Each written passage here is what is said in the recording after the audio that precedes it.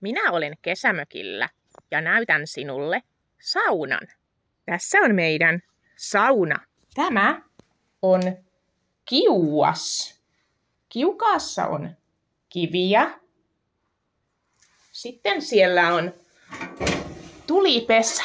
Tänne minä teen tulen puista. Tässä on vettä.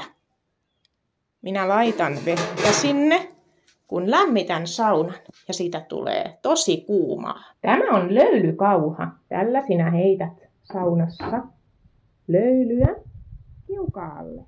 Tässä ovat lauteet.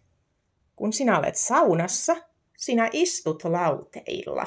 Miten sinä peseydyt vanhassa suomalaisessa saunassa?